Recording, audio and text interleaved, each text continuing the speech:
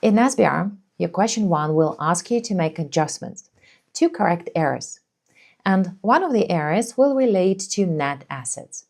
And here is a thing that you need to remember.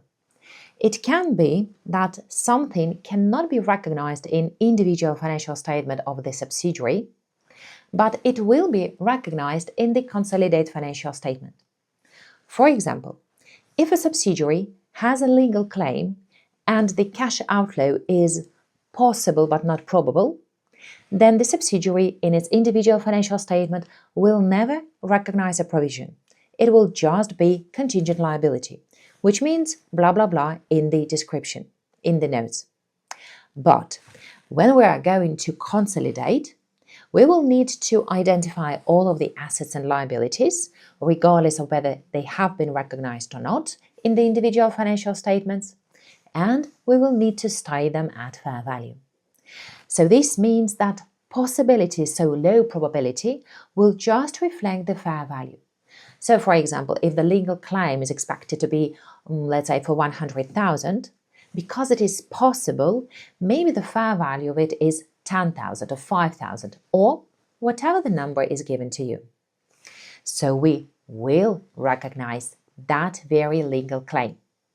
And when we are going to recognize it, we need to understand how to adjust the consolidated financial statements. If it has been missed, then this means that we need to credit liability and debit, the other side of the story, will have to go to Goodwill. That is something that we are going to do on the acquisition date. And later, if the question is about the full financial year, we will need to revalue the liability as we do for all liabilities. And let's say if fair value has increased because time has passed and now we are closer to this payment, or because the probability increased, or maybe it's going to decrease, the charge, this difference, is going to go to P&L, so not Goodwill. To sum up, it is okay that the individual financial statement does not include this amount. We still have it in the consolidated financial statements. And the original entry goes to Goodwill, and later the charge is going to go to P&L. And in the next video, I will tell you what could be examples when something that looks like needs to affect Goodwill actually does not.